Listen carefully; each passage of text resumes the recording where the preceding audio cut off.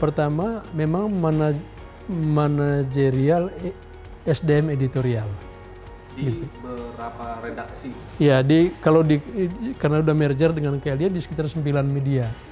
Ya, ada Liputan 6, ada merdeka.com, bola.com, bola.net, ada dream.co.id gitu, ada Vimela, ada Kapan Lagi gitu, ada Otosia, ya ada Brilio tapi dia entity tersendiri gitu.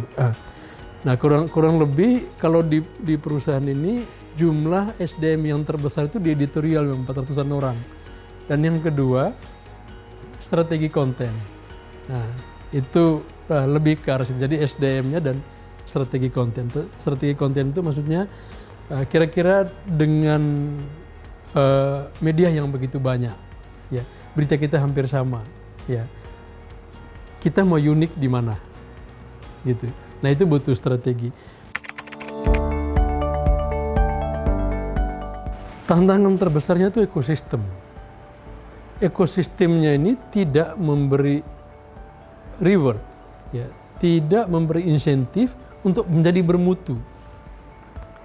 Menjadi bermutu itu kayak salah di dalam ekosistem yang sekarang, gitu. Menjadi berkualitas dalam hal konten itu sepertinya salah, gitu. Nah, jadi kayak salah kalau kita biarkan ekosistem ini tetap begini.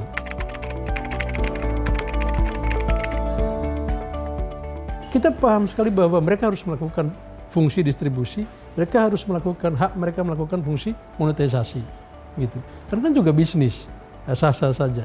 Tapi iklan-iklan yang masuk lewat teman-teman ini mensyaratkan ke kita page view-nya harus banyak, impresinya harus tinggi, harus sellable, bla bla bla.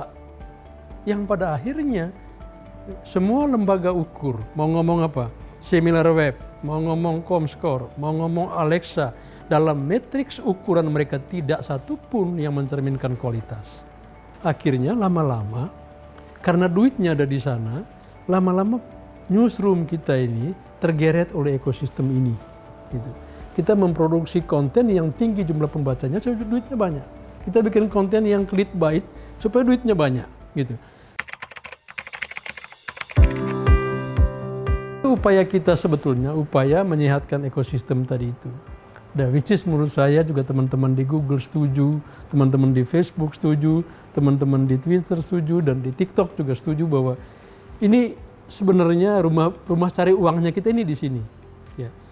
Tapi ya kita harus cari uang dengan cara yang sehat, gitu. Ya minimal hate speech jangan ada iklannya lah. Ya, stop hate for profit itu kan hulunya karena iklan landing di tempat hate speech. Kebencian itu menjelma menjadi barang yang laku dijual. Siapapun yang mendagangkan konten, siapapun yang mendagangkan data dan mendatangkan keuntungan, ya kira-kira perlu tahu nggak sih publishernya? Perlu izin nggak atau perlu perjanjian atau whatever lah namanya, tapi mendefinisikan, memformulasikan posisi publisher dalam rangkaian itu apa dia dapat. Gitu.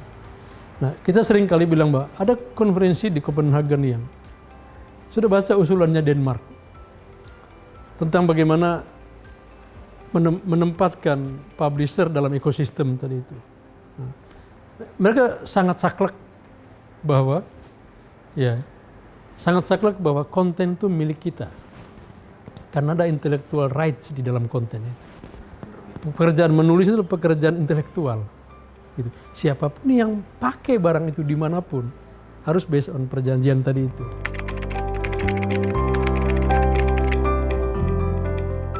Saya kira memang ada memang hal yang sifatnya prinsip bahwa ada firewall antara editorial dan bisnis.